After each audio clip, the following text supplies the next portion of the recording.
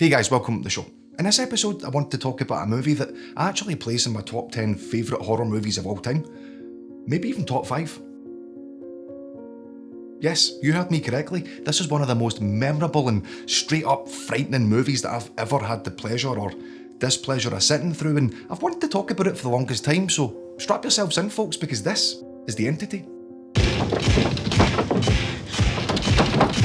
Okay, so where to begin? Well, The Entity came out in 1982 and was supposedly based on a true story concerning a single mother by the name of Doris Bither?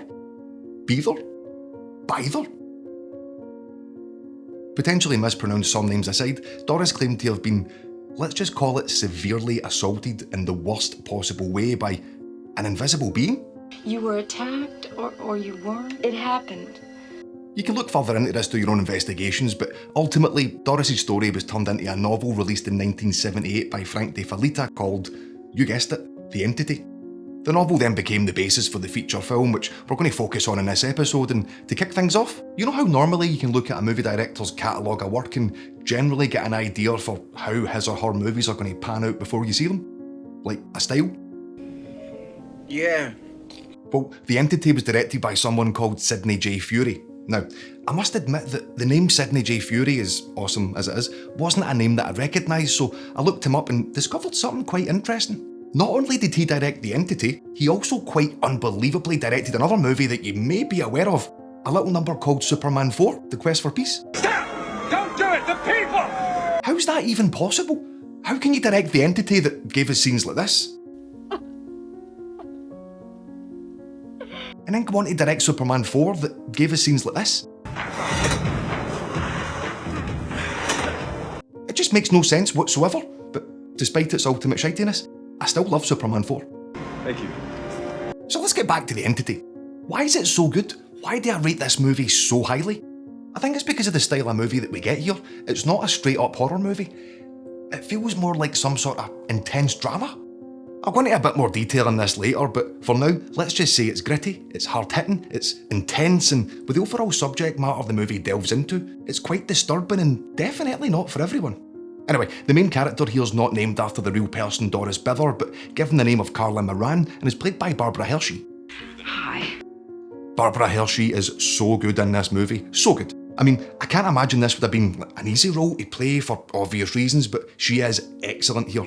She gets to flex a few acting muscles throughout, like she's up, she's down, she's confused, she's obviously terrified, but it's the subtle little movements or actions that she gives us that, for me, is the reason why she's so good in this movie.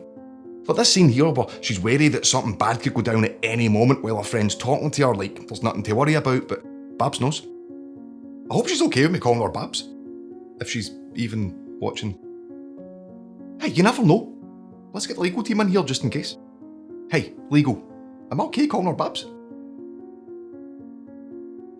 Okay. Yep, enough of that shit, because when I said this couldn't have been an easy role for Barbara Hershey to play, that takes us to the moments when the entity attacks.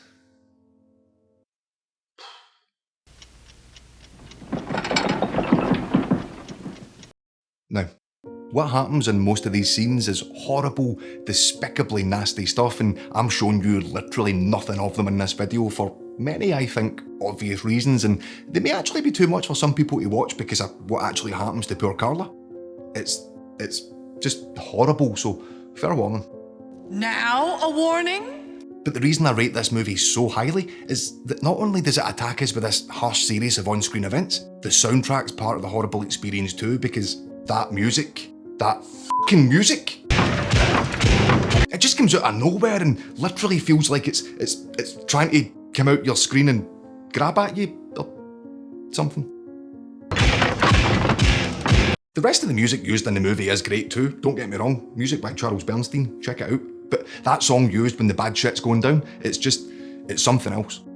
But they knew what they were doing because it's always the sort of quiet before the storm thing that's going on. The way the movie's sound seems to almost disappear before an attack. Like here when Carla's in her room and quite clearly on edge as she tries to read a wee book, then a few bedside items begin to shake for a brief moment that she notices and acknowledges, but turns back to the book, probably silently praying that she's not going to be attacked again. And like I said, Barbara Hershey is incredible here. The way that, without saying a word, We know exactly what she's thinking as a few other items across the room begin to shake a little, then it happens again, and this time she's like, okay, what the fuck? That fucking music, man. There's something coming! We gotta leave! We gotta get out of the house! But it's not all about these infamous attack scenes. There's a well-made movie in there as well.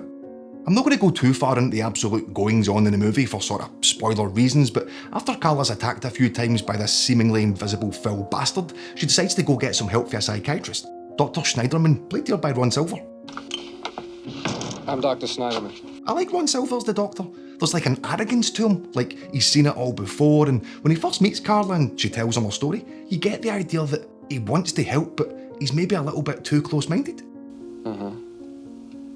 And what do you think happened? It's like he's sort of going through the motions to start off with, and he's already pre-diagnosed Carla without hearing her out properly, but it is funny the way he says tranquilizers. I'm gonna give you some tranquilizers. There's an interesting dynamic between Schneiderman and Carla as the movie continues and they talk further to try and understand what's actually going on, because even though he doesn't believe anything supernatural's happening to Carla, you do believe that he doesn't want any further harm to come to her. I want somebody to be with you at all times, okay? I don't want you to be alone. I want you to get some sleep tonight. And this makes the situation worse, I think, because it's like, not only is Carla up against this invisible monster, she's also up against the fact that, with her story being so incredible, no one believes her. You think I'm insane? Side note, one of Carla's daughters, Julie, is played by Natasha Ryan, who was, wait for it, also in the original Amityville Horror that starred Margot Kidder, who was also in Superman 4. The people! Good acting and absolutely horrific attack scenes aside, another thing this movie does fantastically well is the atmosphere it manages to create almost immediately. That sense of dread, like when the family return at their house after fleeing one of the previous attacks. And I just used the word fleeing. But seriously, there's a slow fear that builds as we go back to the house and it's like, what are we coming back to here? Is it still here? Is it going to attack again? What even is it? And I'll tell you something else that helps the entity stand out from some of the schlock of the time. The cinematography. This movie is shot really well. I mean, that's just a really nice camera shot with the angle and the way the shadow's there too, right? The movie's filled with great shots like this, and along with the plethora of Dutch tilts used when Carla's in session with Dr. Schneiderman, you're never bored with what you're looking at on screen. Tell me, is this the first time something like this has ever happened? I mean, at times you're probably so horrified by what you're looking at on screen that you don't give a shit where the camera's pointed and just want these horrible times to be over. Oh God, that's awful. Turn off! Anyway, moving on. The movie gets to a point where it seems hopeless for Carla with the doctors not believing her, and with the great performance we get for Barbara Hershey, we can see that understandably, she's almost at breaking point, but then Carla's friend's there to witness one of the attacks and confirms that Carla's been telling the truth the whole time. We stood right there and saw it, George. Yes. And with how bad the overall vibe has been so far in the movie, it's almost like we, the audience, need this glimmer of hope, and it's like a sigh of relief. And that's part of the charm this movie has. I mean, charm's probably an inappropriate word to use, but what I mean is, it's like, given what Carla's gone through so far, we'll take any kind of light at all during these very, very dark times, and this moment hits home just how relieved Carla is that someone else understands. I'm sorry. I'm so sorry. So with Dr. Schneiderman's area of expertise or conventional methods maybe not being what Carla's been needing, the movie shifts gears slightly when Carla ends up bringing in a team of, what are we calling them? Paranormal investigators? No, parapsychology, Dr. Cooley. Sorry, paranormal psychologists. Parapsychology.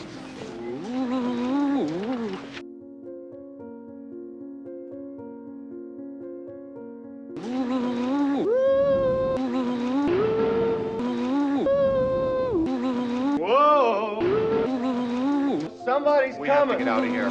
And from here they set up all the gadgets and whatnot to try and not only help Carla, but to also prove the actual existence of ghosts or the afterlife or alternate dimensions or something. I don't know, try it with a D. I am the Jules Delioche. Random side note, I've read a few people online compare this movie to Poltergeist, which came out the same year and had similar themes, i.e. family having trouble with a poltergeist or entity and end up getting in scientists to try and help investigate the problem, but I kind of feel like Poltergeist is like beginner stuff because the entity is just... it's a whole different ballgame. Now, as shocking and terrifying as this movie can be at times, some of the acting and special effects may not hold up as well as the rest of the movie does, like poor Billy here, Carla's son. With the effects coming out his fingers and then maybe just a little bit of overacting thrown in there as well, this scene goes from being downright sickening to almost being spoiled by the sort of cheesy special effects. Hey, I love this movie in a serious manner. Like I said, it's one of my favourite horror movies, but with the overacting for Billy and some of the special effects, I just find it a wee bit funny that I still rate this horror movie so highly. And without talking directly about the ending of the movie and potentially ruining it for you, I can say this. I kind of feel like the ending will really split the audience. On one side it's like, no, that's just too silly, or you've ruined the movie by ending it as the movie does, but I'm on the other side of the camp saying, I like where it went. I like that it gave us an ending. I can see why some people say it's ridiculous, and it is, but I think the end scene's f***ing intense. So let's wrap this bad boy up. The Entity really is some hard-hitting stuff, and it's definitely not for everyone, but if you're feeling brave and looking for a well-made horror movie that's probably going to leave its mark on you, give this one a try. The cinematography's top-notch, there's a great cast, it comes with a great soundtrack, and even though there's a few questionable lines of dialogue and, shall we say, hokey effects here and there, it still holds up today. Yeah. Anyway, as always, thanks for watching, guys. Take care, and remember,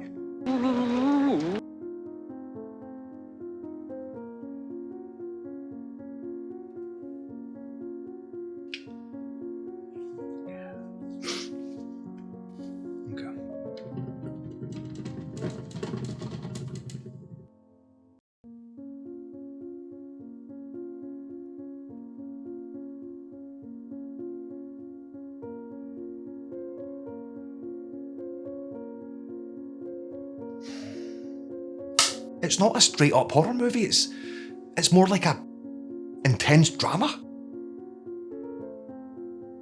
That takes us to the moments when it's horrible.